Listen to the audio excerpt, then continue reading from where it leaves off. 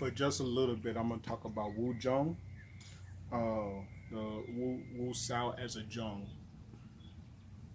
Any Most of Sao hands when it comes to Wing Chun can be turned into the idea of a Jeung palm or whatever, and Jeung just means palm.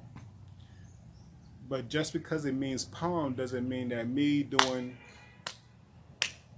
how uh, sometimes I like to say how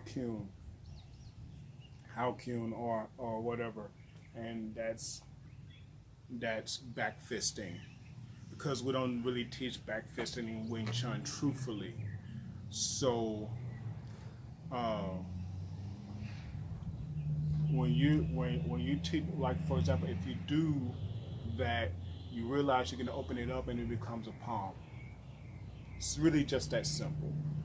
Um, and whether I decide to slap somebody forward or backward, that's a palm.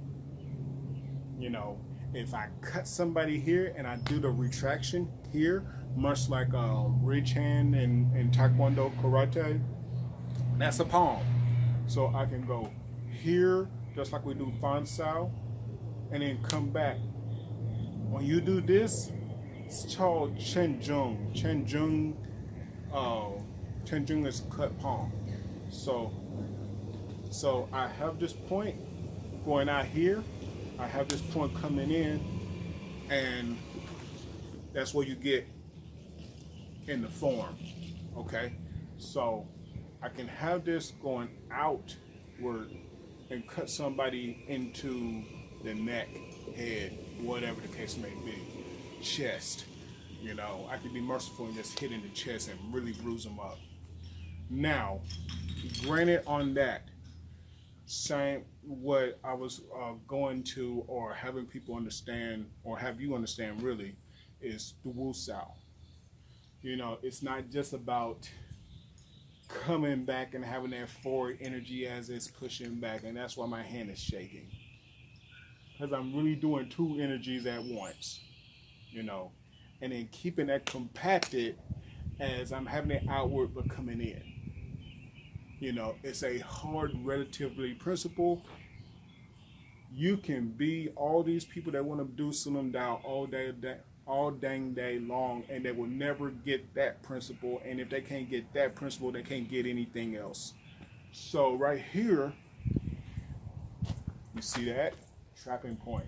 That's what I was talking about. I was using Tonsai for a reference about that. This is a great reference if you keep it like this point. So let me turn this way.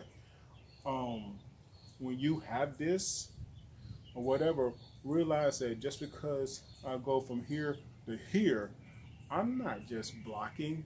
If I can hit into the sternum, which is usually the main goal of Wu Jeung, you know, depending on whatever. If they're turned to the side, I could get pushing them into their arm and trapping their arm and just keeping this and pushing them out. Yeah, you could do that. But if I'm face forward and I get them to a point I could do this and hit into the sternum, I am breaking the sternum bone. To break the sternum bone is a tragedy when it comes to who you're fighting with and who you're dealing with, because this is where they get to the heart and to the lungs. My mother had quadruple bypass surgery back in 2019 September, and one of the things that's affecting her right now is the way they cut into the sternum bone.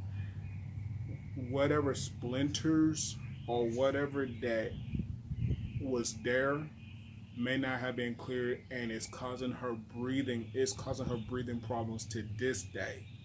You know, she will not fully 100% be right when it comes to that, whatever happened at that point.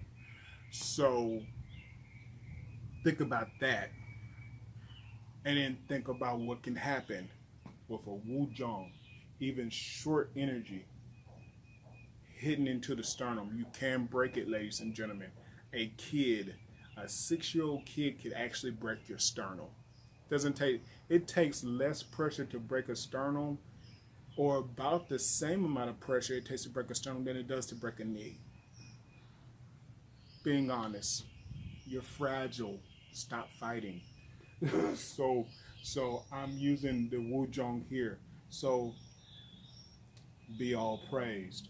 I can clear the hands and get it right here and just push off with my body along with this and sail them out. And it's a good teachable warning, or I can go ahead and really strike into the center of that sternum and start breaking things. Also, if you think about it, if my arm is out to here, and let's say you're standing right there, this is already base 1. You grab my arm and wrist side, base 2. There goes Wuzhong, broken elbow.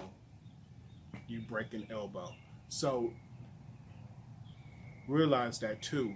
See, in the beginnings of Wing Chun, Abbess Wu Mei really necessarily didn't have to kill or hurt truly anybody, but if she had to, she would rather break an arm or break a leg and protect the person and let them live their life with a teachable lesson. That's the goal.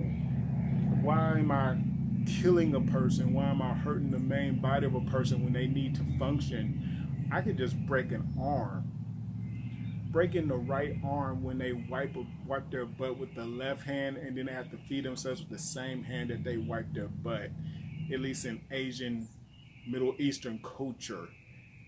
Think about that, for example.